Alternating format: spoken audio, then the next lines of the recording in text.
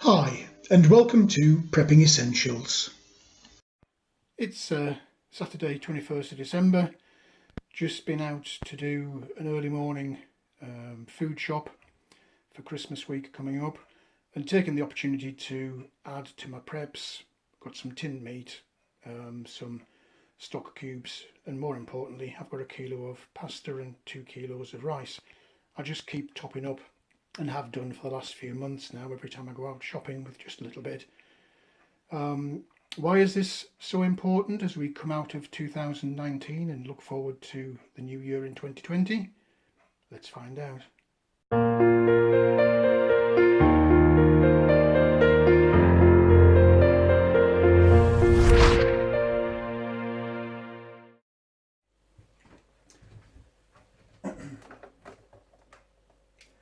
So I've put the normal grocery shopping away and I'm just quickly bagging up some of the stuff that's going into long-term store. So the rice, some sugar.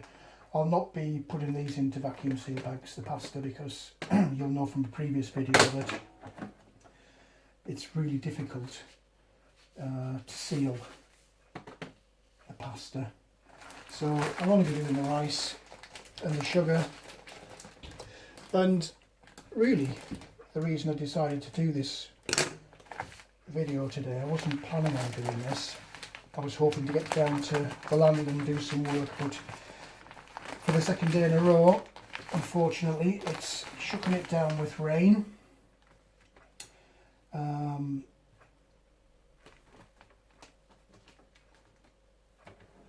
Apologies, just got to make sure I get this right. Yeah, it's been throwing it down with rain again. It's really not nice today outside. This is a really great machine. I'm loving this machine. It just makes life so easy. Putting away all the dried store foods. But yeah, purpose of the video today, I thought I'd show you just me topping up on my preps like I do every time I go shopping. But if you've been paying attention to the news media and to YouTube this year, you'll have seen lots and lots and lots of videos about crop failures due to weather conditions. There's been lots of flooding in the American food production belt. Similar here in the UK actually. We've had terrible rain all of this year. And I've commented on lots of my own previous videos about the bad weather, but we've had crop shortages or crop failures here in the UK. Strange things, lettuce, carrots. As I've been going around to and from the land, I've noticed lots of times farm machinery stood in the fields because it can't actually move. The fields are flooded, or they're just too muddy for the farm machinery to operate in. So I thought I'd do a little video today just to remind everybody, in case they haven't seen any news items or YouTube videos. There's a channel called Ice Age Farmer. Don't know if you've seen that or not, but he posts almost daily and gives really great updates on crop shortages or things like African swine fever affecting pig herds across the world that have been culled. Millions of pigs in China have been culled because of this disease. And of course that has a massive impact on food. If you've suddenly got millions of pigs go missing from the food supply chain, it stands to reason that prices are going to spike, and places like China that depend on pigs for their protein, they're going to start buying up pigs elsewhere in the world, which leads to shortages in those countries and ultimately food price spikes in those countries. So yeah, it's worth just taking the time to do a little bit of research, keep your eye on the news so that you're aware, and more importantly, for the purposes of this video, if you know or you think that there's a significant chance that because of crop failures or things like African swine flu in pigs, if you think that that is happening, and therefore it stands to reason that 2020 there might be shortages, it just makes absolute sense to just add to your preps so that you've got a long-term supply of food in the home ready for when there are shortages or when prices do spike, as they, it seems, most certainly will in 2020. So with that in mind, as I crack on and bag up the rest of these items, I thought I'd just share some of the news reports that I've seen this year that do indicate 2020 will be a very difficult year for food. So it pays to get ahead of the curve. If you're not long-term food storing, can I suggest that you do something about that right now? If you are long-term food storing, then do take the time to just add that little bit extra. It doesn't take a great deal of time, effort or money to put items away bit by bit as you do your normal weekly shopping. You will be thankful if there are shortages that you have been prepared, had a bit of foresight to put stuff away. And even in the worst case scenario where everybody is wrong in the prepping community and there is no shortage, there is no crisis, the worst that will happen is that in 2020 you can dip into your food stores and eat cheap food when the prices go up, which they do inevitably, regardless of whether there's a food shortage crisis or not. It just, every single year prices do go up just due to normal inflation. So let me crack on with this, and I'll share with you some of the things I've been looking at in 2019 that suggest we are heading for shortages and certainly for food price spikes. Whenever I'm out shopping, I always keep an eye out for a couple of things. First, I'm on the lookout for anything which might be on sale and that could be added to my long-term food storage or other prepping stores. Secondly, I'm always on the lookout to see how stable prices are. And if I start to see any spikes in specific item pricing for things that I regularly use or store, then I'll take the chance to top up on those items to try and get ahead of any future price rises. One thing I do notice as I do my shopping is the large and ever-growing amount of produce which is imported from other countries.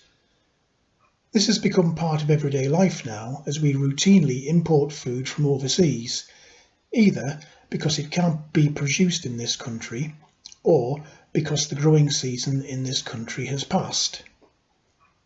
Here in the UK, we only produce around 62% of the food which is bought on a daily basis. And depending on the time of year, this figure can go even higher. In normal times, this is not such a problem, apart of course from the price fluctuation as food goes in and out of season. However, during the past year, there have been a large number of significant events across the world which indicate that in the coming year we could be facing some quite significant problems with food availability and pricing. If you've been keeping an eye on the news, or if you've seen some of my previous videos, then you'll know that in 2019 we've seen some major weather disasters across the world, which has had a serious impact on the food producing regions of the world. And we've also seen an increase in damage to the animal livestock food supply chain due to diseases. Here in the UK, and indeed across Europe, we've seen significant weather events causing damage to crops in the ground and the disruption to the planting or harvesting of crops. These have included droughts, floods and frosts. These problems have not been limited to the UK or Europe. We've also seen similar, and indeed worse problems, in the main crop growing regions of the US, where serious flooding has caused significant grain crop losses in the Midwest, and frosts or droughts have affected fruit production elsewhere in the US. Weather problems have impacted across the globe, with serious droughts and unseasonable frosts causing widespread damage to the growing regions in Australia. In Africa, the main growing regions in the southern part of the continent have also been affected by drought, and while this might not seem so unusual in Africa, if you take a look at your supermarket shelves, you might well be surprised to note how much fruit is now exported from Africa to the rest of the world. One of the bigger concerns is probably the amount of grain production which has been impacted across the world. Grains are one of the world's most important staple foods, and not just for human consumption. Grain is also vitally important for rearing the various meat-producing animals that we all consume. The importance of grain and the damage to the grain harvest this year is clearly evident in the news, as in Brazil, the world's third largest producer of corn, finds that it has to start importing corn from other countries so that it can feed its own beef cow herds. The damage to world food production has not just been limited to poor harvests. Disease too has taken its toll this year on food production and availability. This year saw the spread of African swine fever, or swine flu, across the world. Asia has been particularly badly hit, with many countries being forced to cull their entire pig herds. The problem in China was particularly bad, with millions of animals being slaughtered, which caused major shortages of pork in China and caused China to start buying up vast amounts of pork from around the world, leading to huge rises in the price of pork globally. While the global food supply chain is usually quite resilient, the combined events of this year do give cause for concern. If crop yields in countries which usually export large volumes of food are low, then the tendency in these countries will be to reduce exports to ensure their own domestic food security. Clearly, this has implications for countries who are importers of food. It would seem, therefore, that 2020 could see some significant problems globally for food pricing and food availability.